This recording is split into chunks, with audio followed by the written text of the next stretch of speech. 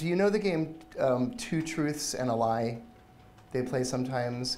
It's like a parlor game when you're sitting around with your friends and you go around the table and you say three things, and two of the things are true, but one thing is a lie, and everybody has to try to guess what the lie is, right? So that's what we're going to do today, except that it's three truths and a lie. So it's four statements, and one of these statements is a lie, and we're just going to go through them. And this is what we're doing here is we're looking at lessons that we've learned at OATS and Senior Planet over the last 15 years. And these are four lessons. One of them is not true. So the first one is that giving away your service for free is a great path to sustainability. True or false? Secondly, fabric is a good choice for couch cushions. Don't get excited yet. This will all make sense in due time. Third, sometimes a 25% raise for like a person's salary is just right from one year to the next. Seems like a lot, right? Fourth, customer satisfaction is the most important metric. So those are four statements. You can, as I speak, you can try to guess. Ready? Okay. So I want to tell you a quick story about a person who came to Senior Planet and OATS. I'm the executive director of a nonprofit, of course, an NGO. It's based in New York City, and we started 15 years ago, and I was the founder. So I remember sitting at my kitchen table with a notepad and a piece of paper and a pencil saying, like, I think I want to start a nonprofit. And I had a little dog next to me, my puppy, and we were planning OATS, and I started to think about what would it do and how would it work. And 15 years later, the dog is still alive, but barely, like this dog is, you know. But OATS is doing very well. And I want to just tell you the story of a person who came through our program just to give you a sense of the customer's perspective and help you understand what people experience, what older people experience sometimes when they're working with technology. And again, all of this comes from the United States perspective. I can't speak for Israel. I wouldn't even think to. But it'll give you a sense of how it works on our side. So in 2005, Garrison Phillips was in his 70s, he's in late 70s, and he came to us and said, he showed up at one of our classes, he said, I want to take a computer class. And we said, why? And he said, because I'm an actor. And he was acting in commercials, television commercials, and he was making good money, and he could recite the lines, but he couldn't hear very well. So if you gave him a script, he could stand in front of the camera and he was great. But when you called him to schedule the actual audition, he couldn't hear you on the phone, and so he couldn't get the auditions because he couldn't make the connection. And so he wanted to learn email so that he could email about the audition time and go to the right place without having to do the phone call. That was his purpose. So he came to Senior Planet.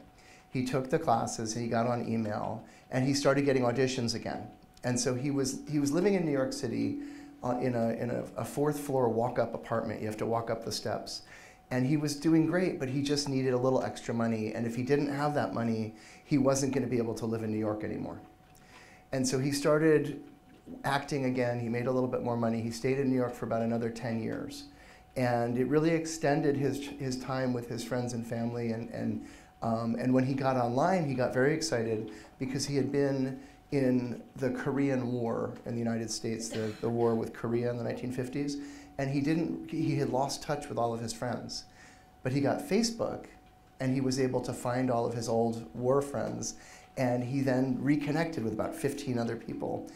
And he then started writing about it. He created a blog called Everyday Strolls, and he had this passion for writing. And so he turns out the guy's a great writer.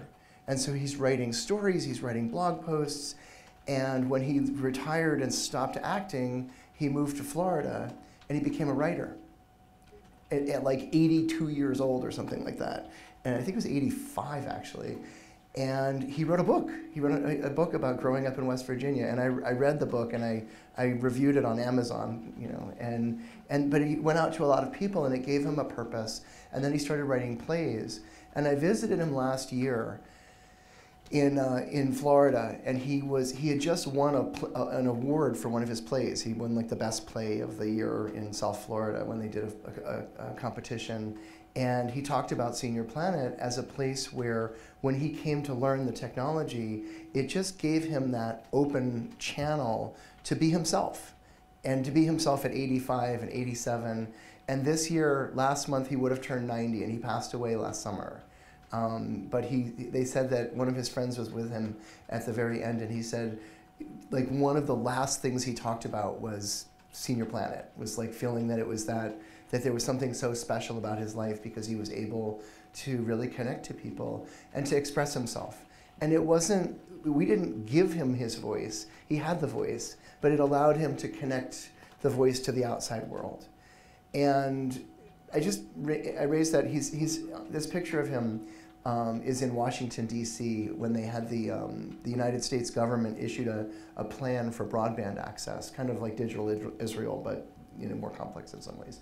And he came to Washington. We asked if he would speak on the panel, and he got up in front of the whole country and talked about his experiences as a blogger and a writer and an actor, a veteran. And he said it was one of the best days of his life because he could represent himself in front of the country. And these kinds of experiences happen a lot at Senior Planet. Everybody has a different story, but the stories are amazing. So if we have extra time at the end, I'll tell you more stories. All right, we haven't gotten any lies yet. This is all true. Okay, so now we're getting down to some actual things. So I'm going to tell you the story of OATS, and we'll sort of tease out some of the lessons that we've learned. And I'm checking my time, so I'm not going to go over. We started in 2004, and I was tutoring an older woman as a volunteer. She was in her 80s, and she asked if I would help her with a computer, and I thought it would be very easy, that I would just give her a couple of hours and she would become an expert. And of course, the first lesson we sat down and I said, take the mouse and point at that button, and she took the mouse and she went, and I'm sitting here looking at her with the mouse in the air, and I thought, oh, we come from very different languages around technology. And so I began learning about how older people interact with technology and also what they get out of it when they learn. And so I started OATS because I was inspired by this one person. And that first class that we ever taught was in a poor neighborhood in Brooklyn in New York City. And it was a housing development, and we found all these older people that were interested in taking a technology class. And when I looked at the curriculum that was available at the time, it was like it was written by an engineer and then made even worse, like very complicated, very about the computer. So the first 47 pages of the curriculum were about how do you resize your desktop icon, and what is a file extension, and how do you protect your computer from viruses. And an 87-year-old who's never been on the internet, doesn't know how to use email, doesn't need to protect the computer from viruses. They need to see the internet, and they don't have 20 hours to sit around and learn how to fix the computer. They don't care about the computer. They want to use it for something. And so in Bedford-Stuyvesant, I was working with these individuals in the photograph here, and they said, we want three things. We want internet, we want email, and we want to do web searches. Those are the big things. So we focused on that. And then we found that when we were teaching people that, as people were mentioning earlier, and I don't speak Hebrew, but I know they were saying this, that older people need specialized learning. They need curriculum that's really relevant to them, and they need methods that go at their own pace. So you can't learn a whole new language in 3 hours. You need to do it over the course of a series of weeks. And so we developed courses that met twice a week, that went for 10 weeks, and we made it all free. We didn't charge. Because when we talked to people, they said, yeah, we can pay, but we can pay like $10. And I thought, oh, $10, and there's 12 people in the class. 10 weeks later, I'll have $120. And that's not going to be enough that we can keep this program running. So better not to charge anything, make it free, and then try to raise money as a philanthropic thing from foundations and government and people that want to donate because it's a social purpose. And that was an early decision that we made. And it made a big difference because it meant that everybody was welcome and that they didn't have a barrier. They weren't anxious about learning. They could just come in and learn from scratch. we decided to teach on mainstream technology. So we taught, Windows and Gmail and basic computers. So back then it was Yahoo Mail, but then we switched to Gmail.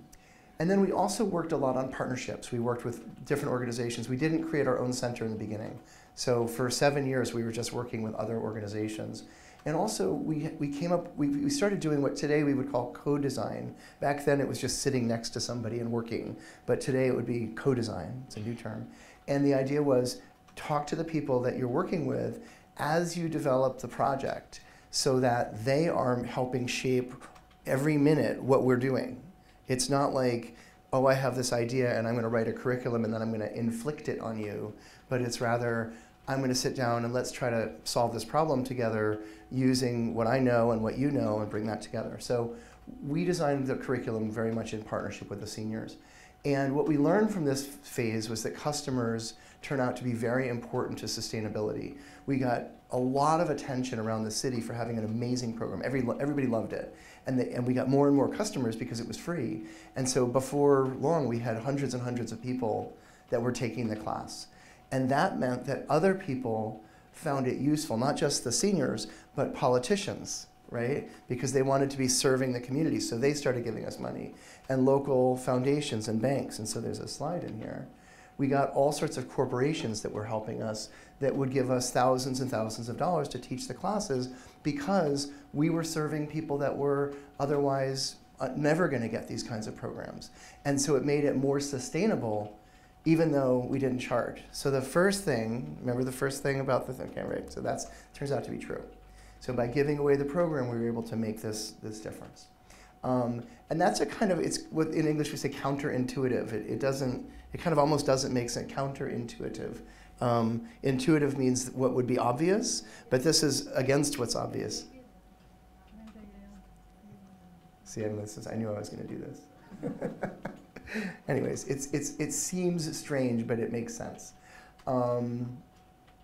Next story. So we did this for about 7 years, and we worked at sites around New York City, and we learned a lot about how to do the programs. Oh my gosh, I'm ahead of time. I'm going to slow down. We learned a lot about how to do the programs, and in 2013, we were able to launch our first center that was about our programs. So before that, if we taught somebody, they might have a great experience, but they would then, when they finished the class, they would disappear. They would go back to their host agency, and then we would never see them again.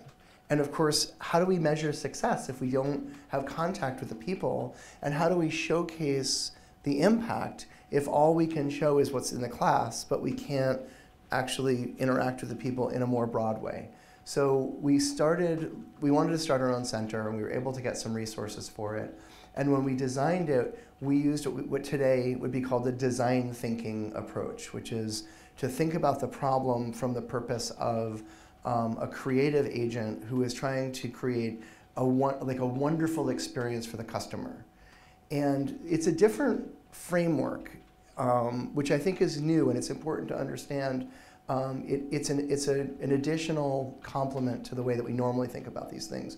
I have a bunch of people on my staff that are social workers, and when they think about helping seniors with technology, they think about it from a social work perspective, which means think about services and think about how people need to live and be supported by their community and what kinds of institutions and programs are necessary to support that person, right? If you think like a commercial entrepreneur and a business person, you think about how can I make money by giving this person a product or service and earn enough money that I can keep doing that, right? When you think like a design thinker, you think a little bit more about the customer experience, like what they're going through from the minute they first find out about you until the end of the experience. And then you design that to have a really great experience for them, and then hopefully you can somehow keep that sustaining, which we were able to do. And so we built the Senior Planet Center thinking that we wanted to have something really special. And I'm going to show you a picture in a minute, but I don't want to get ahead of the slide. And one thing that we also realized was we're not about technology. So we did a strategic plan around this time, and the board our board of directors had a very intense series of meetings because some of the directors wanted our mission to focus on technology and say, OATS should be about helping people use technology. That's it. More people online and try to get them on the internet. The other side of the board, including myself, felt that what was really exciting about the work we were doing was not about the technology, it was about aging. It was about all the things like Garrison, right? The story that I was telling. What was happening with Garrison was not about technology. It was about his creativity and his ability to work and his ability to be socially connected. Those are outcomes that are about his human experience, and they're about his experience as a 90-year-old or an 85-year-old. And so we redesigned all of our programs around this time to focus on what we called impact areas. And there were 5 of them: social engagement, financial security, health, advocacy, and creativity. Most of those should be fairly obvious, but advocacy was kind of interesting because usually you don't think about having a social outcome that's about advocacy.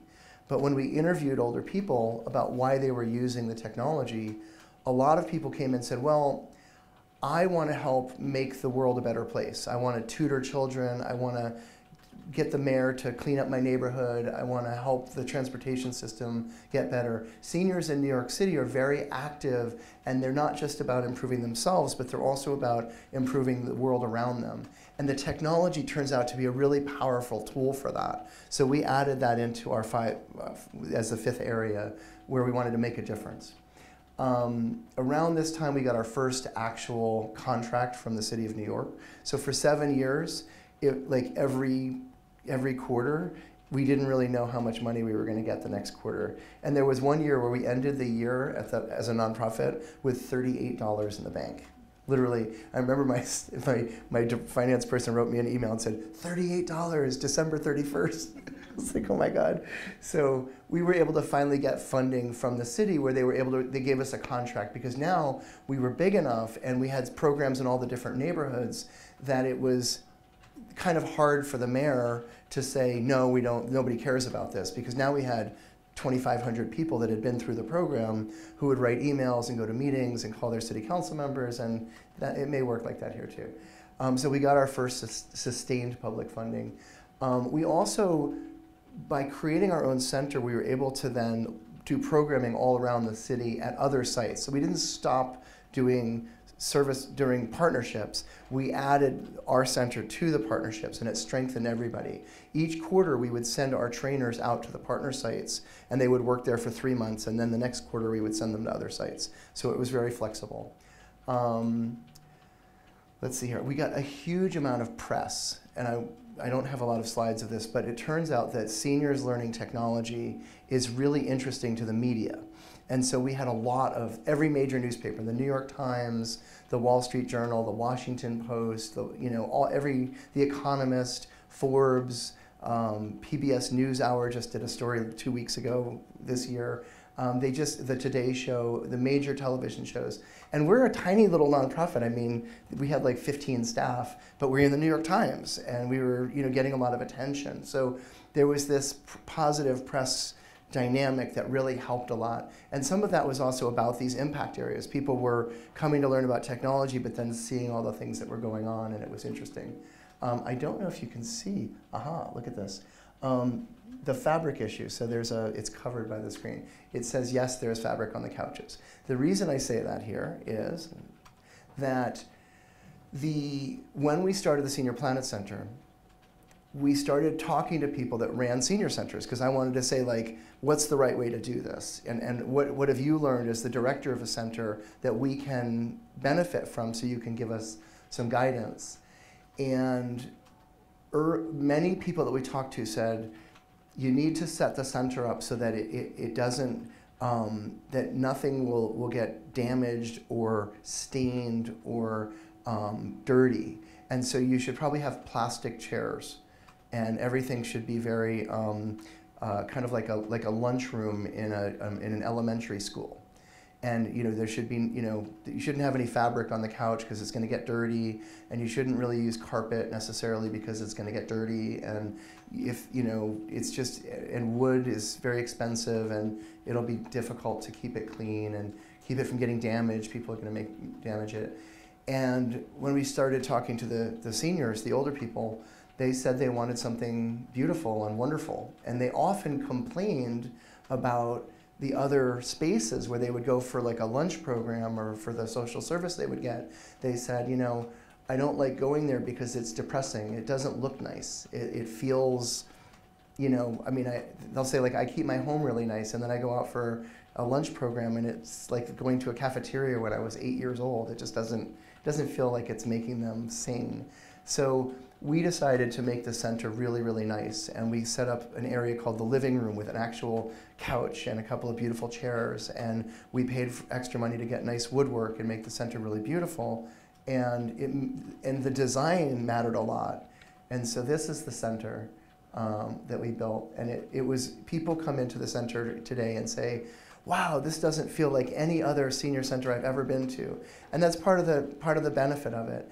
And it's a very welcoming space, partly because it's so nicely done, but also we have gone out of our way to go to other senior centers which may not have as much resources for their local neighborhood center, and bring them to our center and help their seniors participate at our space, but also send our trainers out to their spaces so that we can support them in the community as well. So it kind of creates a sense that everybody is collaborating and partnering to make one space great, but then help everyone else in the community spaces also benefit. All right, so we've got two truths, right? One is that it's okay to give away programs. Two is that you can put fabric on the couches. The third stage of this was that once the Senior Planet Center started doing really well, we started getting a lot of attention from other locations. And I started getting phone calls. How can we get Senior Planet in my town or my city? And you know, I didn't know what to say to people. Like literally, they would call all the time. And you know, we didn't know what to do because we had been doing it for 10 years. And I finally managed to meet somebody in the governor's office in New York State, which is a fairly powerful public official, and explained what we were trying to do. And he said, why don't you take your program and bring it to a rural town in the north part of New York State near Canada, and not a big city, like a tiny town, and see if it would work there, because we're really interested in seniors living in rural areas because they're very isolated. And many of them are very poor. In the United States, there are a lot of small towns where over the last 50 years, the young people moved to the cities and they left their parents behind. And their parents didn't want to move, and so they stayed in the small towns, but there's not a lot of economic support there. And so they ended up being very poor and very isolated. The kids don't come back and visit. It can be months before they actually see anybody. So we decided to start something in what they call the North Country in upstate New York. And the second center we did was in a town called Plattsburgh, and it was in a commercial mall, and we didn't know if it was going to work, if anybody would come.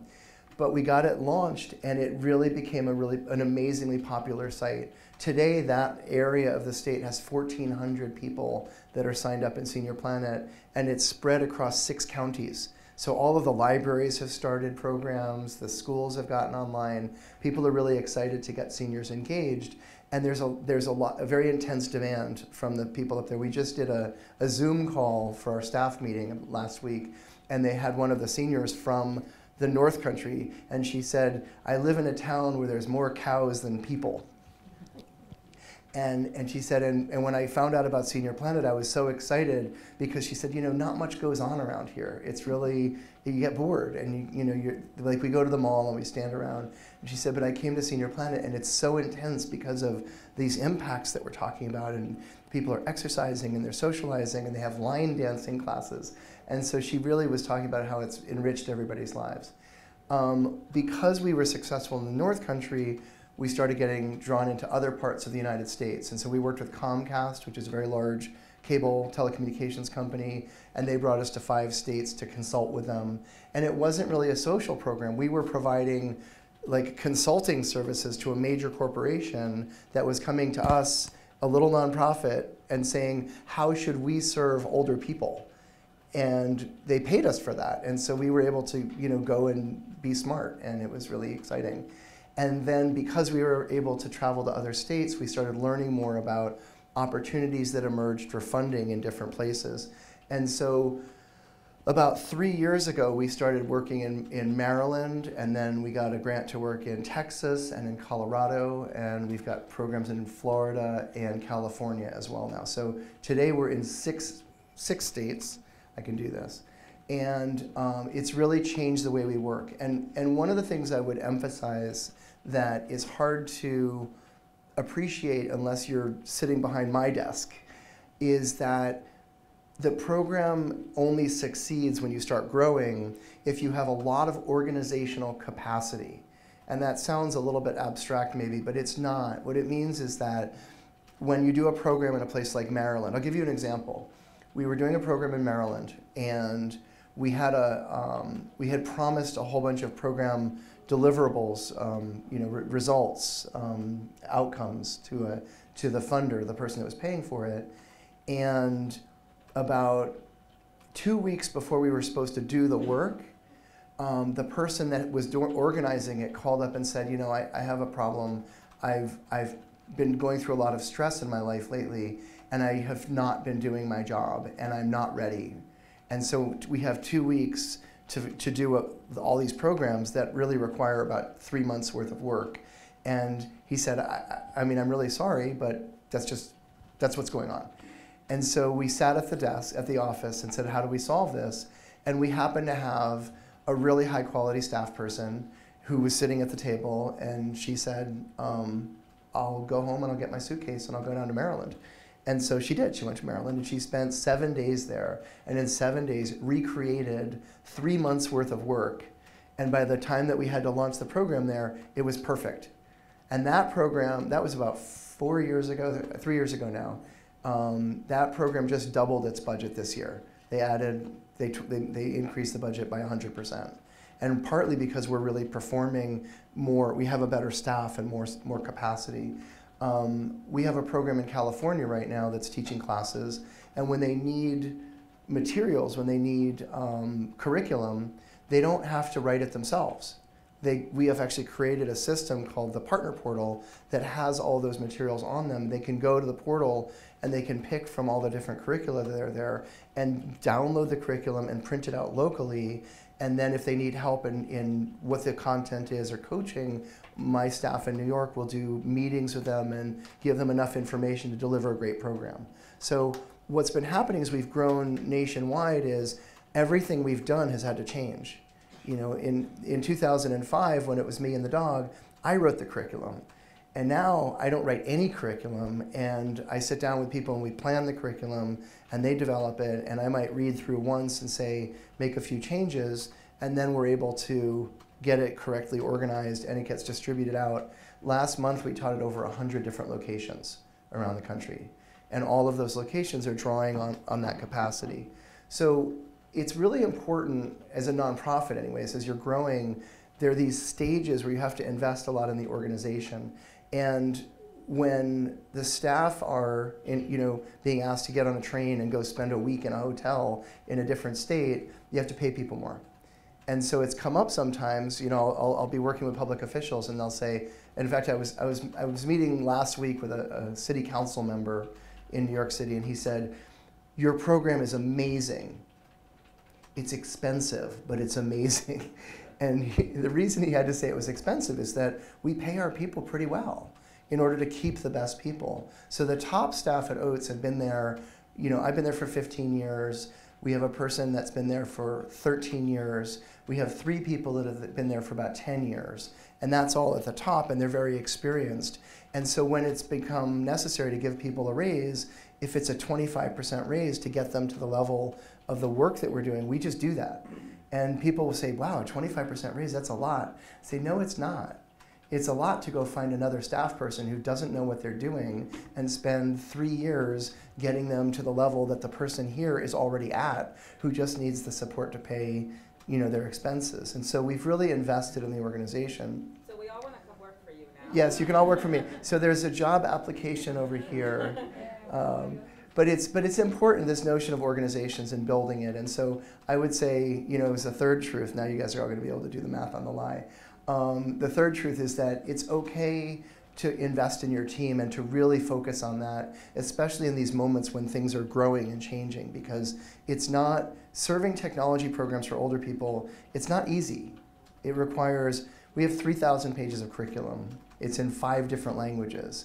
We have trainers going out every day who need to be trained and supported. We have communications challenges, compliance challenges, management challenges, and all of that requires a really strong team, and you've got to build that team, and that's been a very important part of our success. So I always say don't surrender in the battle for talent, because every day there's somebody else that wants to take your best people and make them work for their company, and you can't let that happen. All right, let's look at some pictures. So this is our second Senior Planet Center in the North Country. This is the one that's in the rural area in upstate New York. And I picked pictures that don't have people in them. The people actually do go to the programs, but I just wanted you to see these faces.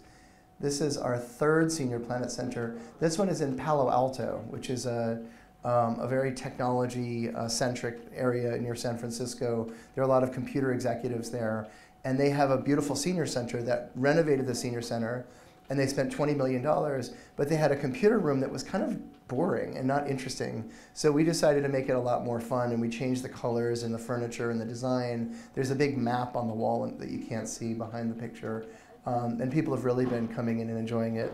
And then we've been working in Colorado, and we were able to launch our 4th center there, which is very distinctive and different in its image. And this is Denver. So we just launched this one 2 weeks ago.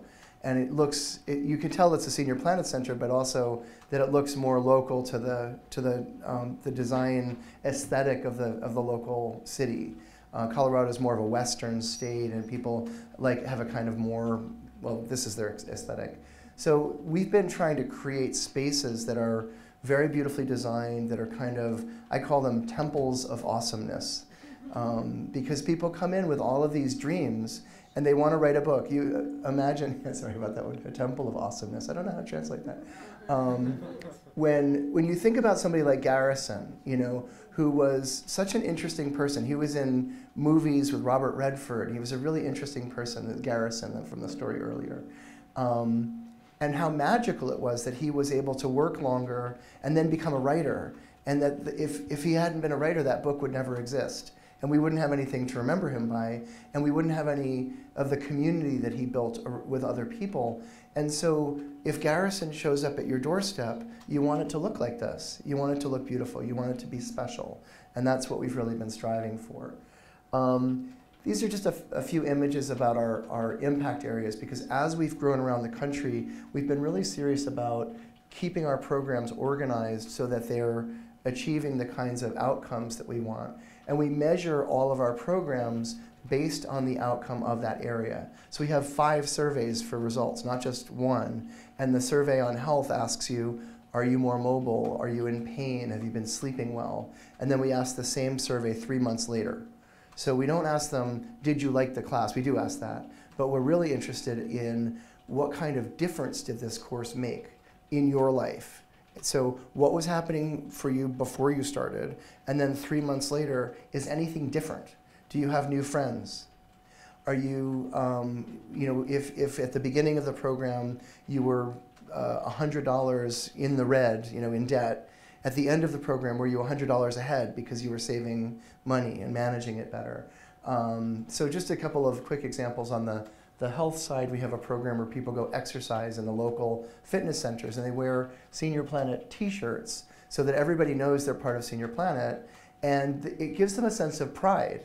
So imagine you're sitting in the fitness center and everybody's all young and they're wearing their spandex and their lycra, and they all think they're beautiful, and the door opens and 15 people in their 70s come in, and they've got their Senior Planet shirts and they're wearing Fitbits, and they all go to the machines and they know how to use the machines, and they work out together and they're laughing and having a great time, and then they leave. And everybody says, wow, who were those people? That was awesome. I want to be like that when I get old. And that's partly what we're creating with Senior Planet. And the technology just it's an enabler. It's a tool that helps people do that. So we teach people to use fitness trackers to see if they're losing weight or how much exercise they're getting.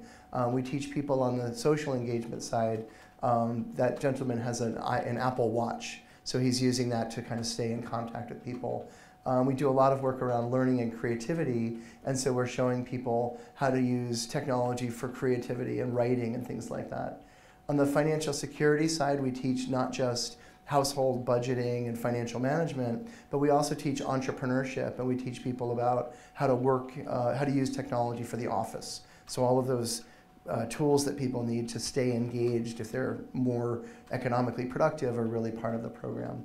And then we talked about advocacy, so the civic participation side.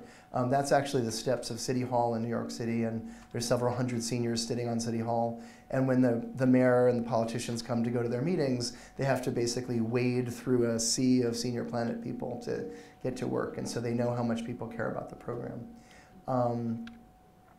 These are a few pictures of just things going on at the center, and then I'll wrap up. So this is a virtual reality course. One of the things that makes Senior Planet special is that we concentrate the program development. So the guy standing there in the black jacket writes for the New York Times, and he is the video game reviewer for the New York Times. So when a new video game comes out, Harold is the guy who plays the game and then writes whether it's any good.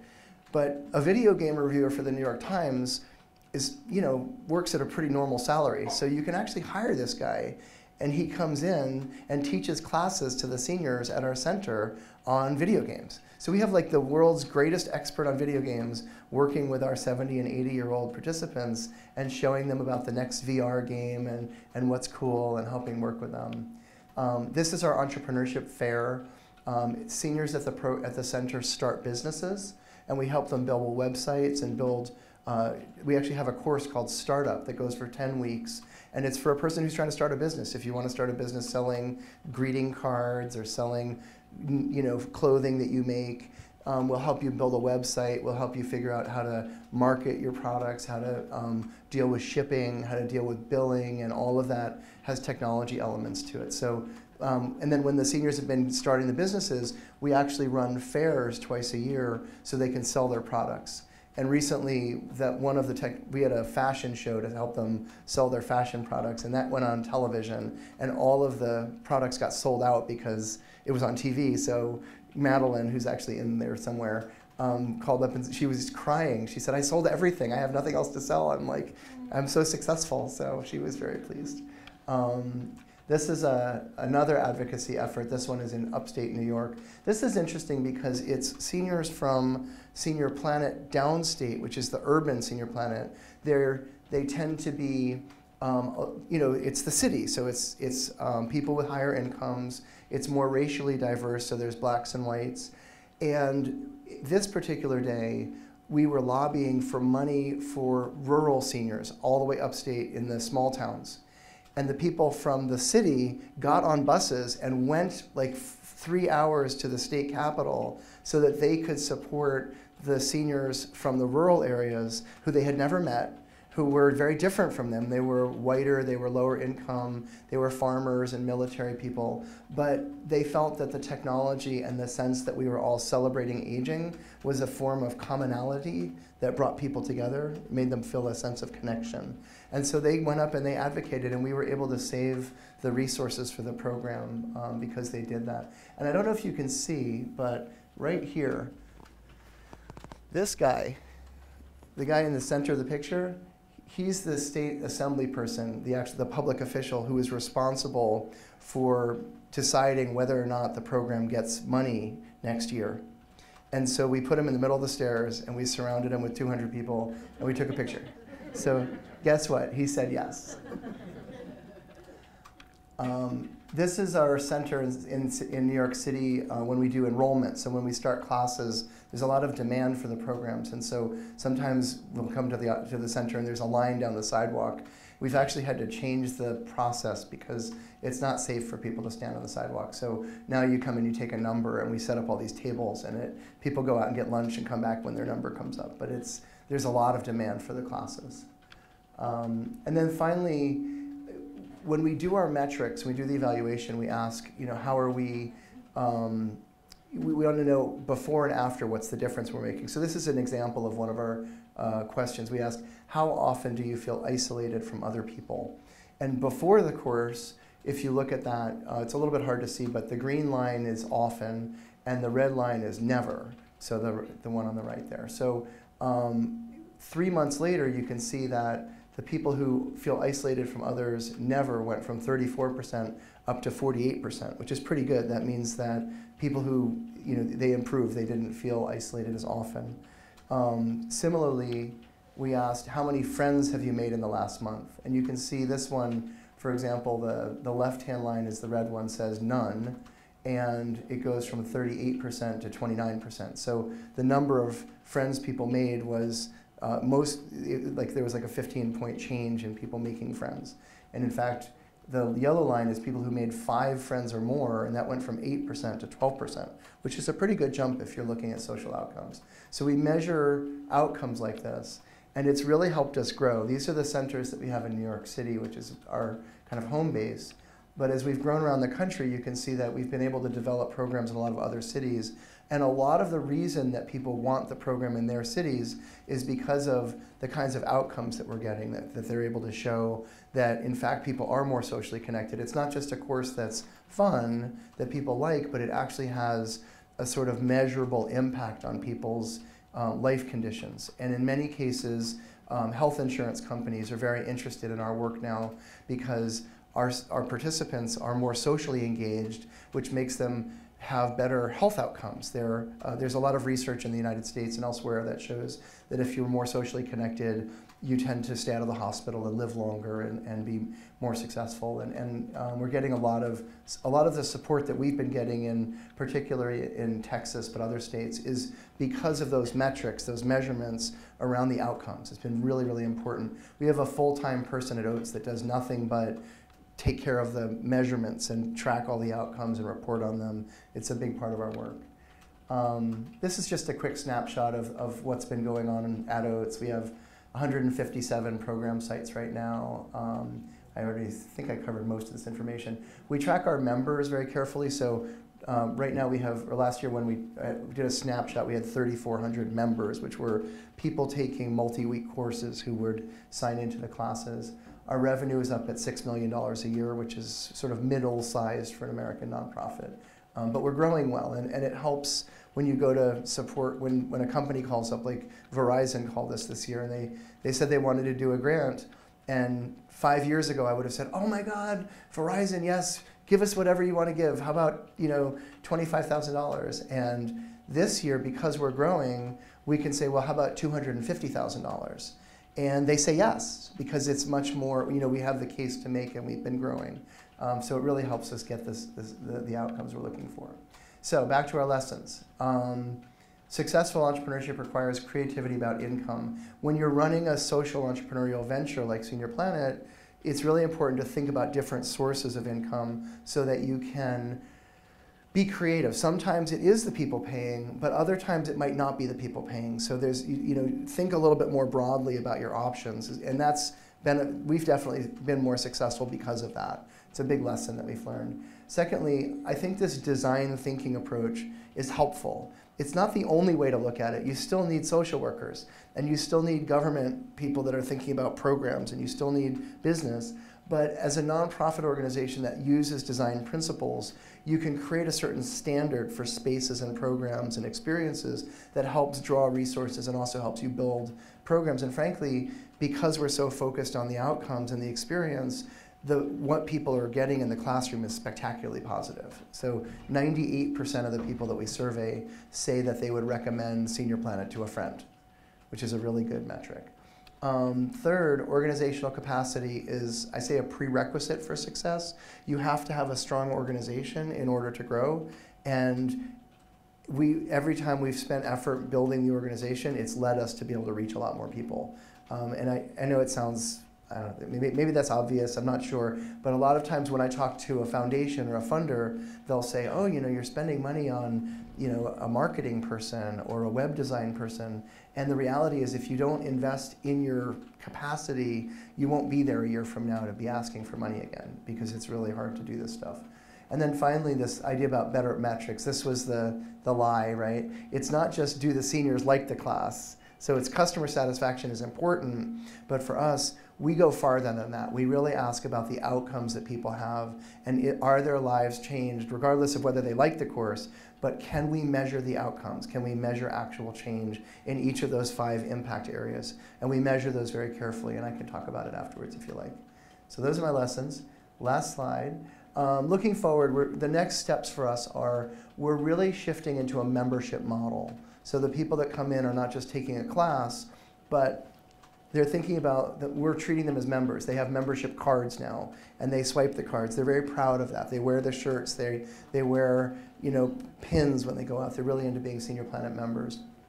And we're really maturing as a brand. So people that see Senior Planet immediately know Senior Planet stands for optimism about aging. It stands for people being individuals. So we're very welcoming, we're very diverse. It stands for an organization where we're a social change organization. We surveyed our members recently and said, what would you like if you had to choose? Would you like discounts as membership, like cheaper product, like we can get discounts for movies and things, or would you rather have us focus on social change, on making the world a better place for older people and making the world more secure and more supportive? 65% of the people said they wanted social change.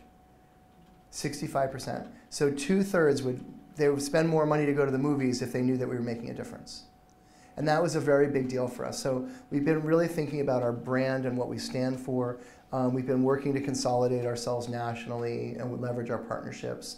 And then finally, as we're working through other partners, we have to think a lot about how to work with partners. Are they so big that they're going to dominate us and make it hard for us to work together? We're talking to big healthcare organizations that are, they have 25,000 employees, and we have 82 employees. And we're trying to think about how do we make a connection there. So we're learning about that. So my last truth story is that the Net Promoter Score, which is whether or not the customer is satisfied, is not the only metric you want. You want to go a little bit deeper, and then ultimately we'll become the experts. And so we'll be strong enough that we can talk to a large healthcare organization or a large government agency and say, we know how to do this. We can work together to make a better product and a better outcome for people. So that's pretty much it. Okay, so anything? 3 minutes over, I did okay. Thank you, Tom, very much. I think it's fascinating for us as we're moving to scale up to learn from your experience. And I just want to share that working with OATS and with Kimberly has been really inspiring for me. Maybe you saw on the slides, a lot of the pictures say aging with attitude. And that would be translated into Hebrew Yiddish of Lizdaken im chutzpah. Chutzpah. Oh my God, I know that word. That's great. That's so cool. That's why I used it. We would just say chutzpah, but for you, chutzpah. And I think that is a dramatic change in the way we can think about aging. I know it's inspirational for me as I'm moving into my 40th year of existence. And that's something that we want to implement in our programs, and also looking way over digital literacy into everything that happens to an older adult in their life and figuring out what's relevant for Israel. I don't know if Israelis would choose not to take the discounts. So that might not work for us. But learning from 15 years of experience and implementing it in Israel in a way that's suitable for our different populations is the challenge that we've been working on for the past couple of years. I want to thank you so much, and we have maybe 1 or 2 questions from the audience. I can also translate if you prefer Hebrew. And then we need to move on. So if anyone wants to share or ask. Come on. I'm really interested in how you managed to go from a digitally oriented, you're teaching computers to people, to a much more holistic kind of organization that, there's healthcare and there's entrepreneurship, and how do you do this transition from this to that? It's interesting. It was very organic. There was never a minute where there was never like a single day where we said, we want to change the strategy. It was, we were starting with a strategy that was very much about technology, and so it was about digital inclusion. And for about 5 years, that's what we said. I mean, if I gave this presentation in 2010, I would have been talking about how many, technology activities there were and how many people were using the internet. And I would have shown a slide with internet adoption curves and rates. And what happened was, over time, we just started realizing that we were spending a lot more time talking about impact and talking about people's health and talking about entrepreneurship, because they would come in and say, I want to take a course, I want to learn. They would say, for example, I want to get email. You say, okay, well, great, so why? And they say, well, I haven't talked to my kids in 3 months. And I know that if I learn technology, then I can communicate better with them.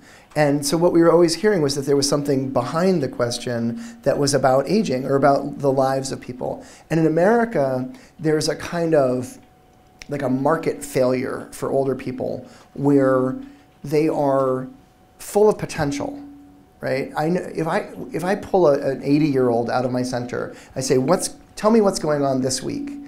The most common response, they'll say, I feel like I have a lot to contribute, and nobody's giving me the opportunity. There's this tension between people's passion for themselves and a system in the United States where we are kind of underdeveloped. We're not optimistic enough. And it's not to say that you don't need services. I mean, people have dementia, and people have problems and challenges, but wrapped around that, we also need programs that are aging with attitude, that are fun, that are exciting. So that became us.